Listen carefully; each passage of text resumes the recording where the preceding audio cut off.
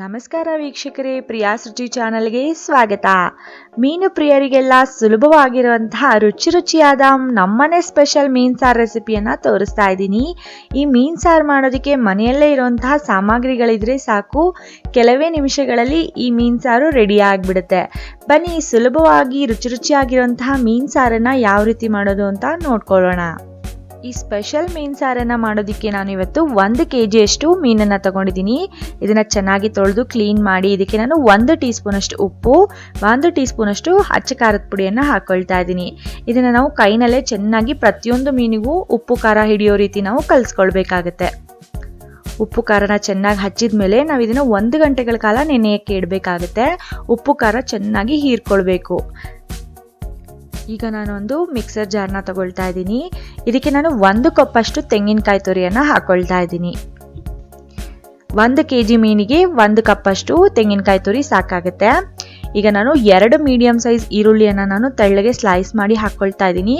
ಇದನ್ನು ಫ್ರೈ ಮಾಡೋ ಅವಶ್ಯಕತೆ ಇಲ್ಲ, ಹಸಿ ಈರುಳ್ಳಿನೇ ನಾವು ಈ ಮೀನು ಸಾರಿಗೆ ಹಾಕ್ಕೊಳ್ಬೇಕಾಗತ್ತೆ. ಈಗ ನಾನು ಎಲ್ಲ ಮಸಾಲೆಗಳನ್ನ ತಗೊಳ್ತಾ ಇದ್ದೀನಿ. 1 ಟೀ ಸ್ಪೂನಷ್ಟು ಶುಂಠಿ, 1 ಟೀ ಸ್ಪೂನಷ್ಟು ಬೆಳ್ಳುಳ್ಳಿ, ನಿಂಬೆ ಹಣ್ಣಿನ ಗಾತ್ರದಷ್ಟು ಹುಣಸೆ ಹಣ್ಣು, ಅರ್ಧ ಇಂಚಷ್ಟು ಚಕ್ಕೆ, 8 ರಿಂದ 10 ಲವಂಗವನ್ನು ತಗೊಳ್ಬೇಕಾಗತ್ತೆ.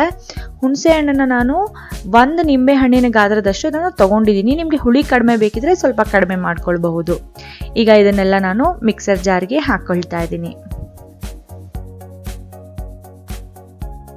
1 ಕಪ್ಪಷ್ಟು ಕೊತ್ತಂಬರಿ ಸೊಪ್ಪನ್ನು ಕೂಡ ನಾನು ಹಾಕ್ಕೊಳ್ತಾ ಇದ್ದೀನಿ. ಈಗ ಇದಕ್ಕೆ ಸ್ವಲ್ಪ ನೀರನ್ನು ಸೇರಿಸಿ ನಾವು ಪೇಸ್ಟ್ ಮಾಡ್ಕೊಳ್ಬೇಕಾಗತ್ತೆ. ಇದಕ್ಕೆ ನಾನು ಟೊಮ್ಯಾಟೊ ಕೂಡ ಹಾಕ್ಕೊಳ್ಬೇಕು. ನಾನು ಮೊದಲು ಇದನ್ನು ಚೆನ್ನಾಗಿ ಗ್ರೈಂಡ್ ಮಾಡ್ಕೊಂಡು ಆಮೇಲೆ ಟೊಮ್ಯಾಟೊನ ಸೇರಿಸ್ಕೊಳ್ತಾ ಇದ್ದೀನಿ. ನೋಡಿ, ಈ ರೀತಿಯಾಗಿ ನಾನು ಪೇಸ್ಟ್ ಮಾಡ್ಕೊಂಡಿದ್ದೀನಿ. ಈಗ ನಾನು ಇದಕ್ಕೆ 2 ಚಿಕ್ಕ ಸೈಜಿನ ಟೊಮ್ಯಾಟೊವನ್ನು ಹಾಕ್ಕೊಳ್ತಾ ಇದ್ದೀನಿ. ನಾನು ಹುಳಿ ಟೊಮ್ಯಾಟೊನ ತಗೊಂಡಿಲ್ಲ, ಜಾಮೂನ್ ಟೊಮ್ಯಾಟೊ ತಗೊಂಡಿದ್ದೀನಿ. 2 ಚಿಕ್ಕ ಸೈಜಲ್ಲಿರುವಂಥ ಟೊಮ್ಯಾಟೊಗಳನ್ನ ಹಾಕೊಂಡ್ರೆ ಸಾಕಾಗುತ್ತೆ.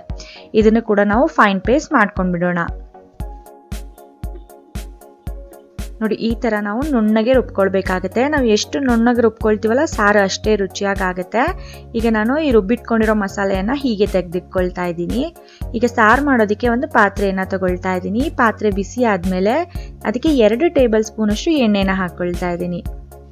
ಎಣ್ಣೆ ಕಾದ್ಮೇಲೆ ಒಂದು ಸಣ್ಣ ಈರುಳ್ಳಿಯನ್ನು ತೆಳ್ಳಗೆ ಸ್ಲೈಸ್ ಮಾಡಿ ನಾನು ಹಾಕ್ಕೊಳ್ತಾ ಇದ್ದೀನಿ. ಅದನ್ನು 1 ನಿಮಿಷಗಳ ಕಾಲ ಚೆನ್ನಾಗಿ ಫ್ರೈ ಮಾಡ್ಕೊಳ್ಳೋಣ. ಈರುಳ್ಳಿ ಫ್ರೈ ಆದಮೇಲೆ ಇದಕ್ಕೆ ನಾನು ಗ್ರೈಂಡ್ ಮಾಡಿ ಇಟ್ಕೊಂಡಿರೋಂಥ ಮಸಾಲೆಯನ್ನು ಪೂರ್ತಿಯಾಗಿ ಹಾಕೊಳ್ತಾ ಇದ್ದೀನಿ. ಗ್ಯಾಸ್ ಫ್ಲೇಮ್ನ ಸ್ವಲ್ಪ ಲೋ ಆಗಿ ಇಟ್ಕೊಂಡಿರಿ. ಈಗ ಮಿಕ್ಸರ್ ಜಾರ್ಗೆ ಕೂಡ 1 ಗ್ಲಾಸಷ್ಟು ನೀರನ್ನು ಹಾಕಿ ಮಿಕ್ಸರ್ ಜಾರ್ನ ಚೆನ್ನಾಗಿ ತೊಳೆದು ನಾನು ನೀರನ್ನು ಹಾಕೊಳ್ತಾ ಇದ್ದೀನಿ. ಒಂದ್ಸಲ ಚೆನ್ನಾಗಿ ಮಿಕ್ಸ್ ಮಾಡ್ಕೊಂಡ್ಬಿಡೋಣ. ಈಗ ಇದಕ್ಕೆ ನಾನು 1/4 ಸ್ಪೂನಷ್ಟು ಅರಿಶಿನವನ್ನು ಹಾಕ್ಕೊಳ್ತಾ ಇದ್ದೀನಿ. 2.5 ಟೀ ಸ್ಪೂನಷ್ಟು ನಾನು ಅಚ್ಚ ಖಾರದ ಪುಡಿಯನ್ನು ಹಾಕ್ಕೊಳ್ತಾ ಇದ್ದೀನಿ. ನೀವು ನಿಮ್ಮ ರುಚಿಗೆ ತಕ್ಕ ಹಾಗೆ ಹಾಕ್ಕೊಳ್ಳಿ. 2 ಟೀ ಸ್ಪೂನಷ್ಟು ಉಪ್ಪನ್ನು ಹಾಕ್ಕೊಳ್ತಾ ಇದ್ದೀನಿ. ನೀವು ಉಪ್ಪು ಕೂಡ ನಿಮ್ಮ ರುಚಿಗೆ ತಕ್ಕ ಹಾಗೆ ನೀವು ಹಾಕ್ಕೊಳ್ಬಹುದು. ಯಾಕೆಂದರೆ ನಾನು ಮೀನಲ್ಲಿ ಕೂಡ 1 ಟೀ ಸ್ಪೂನಷ್ಟು ಉಪ್ಪನ್ನು ಹಾಕಿದ್ದೀನಿ. ನೀವು ನೋಡಿ ಹಾಕ್ಕೊಳ್ಳಿ ಸಾರಿಗೆ. ಎಲ್ಲದನ್ನು ಹಾಕಿದ್ಮೇಲೆ ಒಂದ್ಸಲ ಚೆನ್ನಾಗಿ ಮಿಕ್ಸ್ ಮಾಡ್ಕೊಂಡ್ಬಿಡೋಣ. ನೋಡಿ, ಸಾರಿನ ಕನ್ಸಿಸ್ಟೆನ್ಸಿ ತುಂಬ ಗಟ್ಟಿಯಾಗಿದೆ. ಹಾಗಾಗಿ ನಾವು ಇದಕ್ಕೆ ನೀರನ್ನು ಸೇರಿಸಬೇಕು. ನಾನಿವಾಗ 1 ಲೀಟರಷ್ಟು ನೀರನ್ನು ಹಾಕ್ಕೊಳ್ತಾ ಇದ್ದೀನಿ. ನೀವು ನಿಮಗೆ ಯಾವ ರೀತಿ ಕನ್ಸಿಸ್ಟೆನ್ಸಿ ಬೇಕೋ ಆ ರೀತಿಯಾಗಿ ನೀವು ನೀರನ್ನು ಹಾಕಿ ನೀವು ಅಡ್ಜಸ್ಟ್ ಮಾಡ್ಕೊಳ್ಬಹುದು.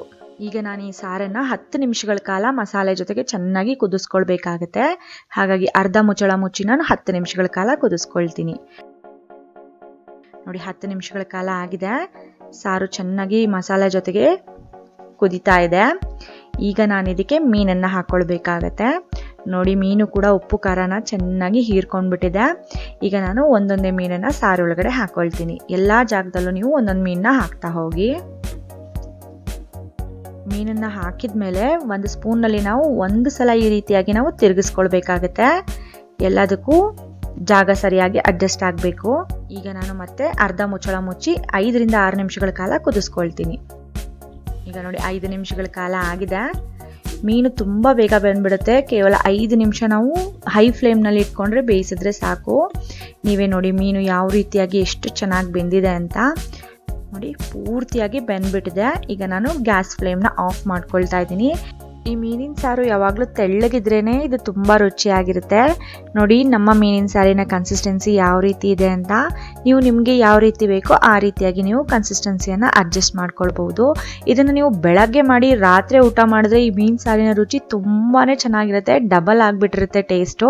ನಿಮ್ಗೆ ಎಲ್ಲರಿಗೂ ನಮ್ಮನೆ ಸ್ಪೆಷಲ್ ಮೀನು ಸಾರು ರೆಸಿಪಿ ಇಷ್ಟ ಆಗಿದ್ರೆ ಪ್ರಿಯಾ ರುಚಿ ಚಾನಲ್ಗೆ ಲೈಕ್ ಮಾಡಿ, ನಿಮ್ಮ ಅನಿಸಿಕೆ ಅಭಿಪ್ರಾಯ ಅನುಭವಗಳನ್ನ ಕಮೆಂಟ್ ಮೂಲಕ ಕೂಡ ತಿಳಿಸಿ ಅಂತ ಹೇಳ್ತಾ ಇವತ್ತಿನ ವಿಡಿಯೋ ನೋಡಿದ್ದಕ್ಕಾಗಿ ಧನ್ಯವಾದಗಳು.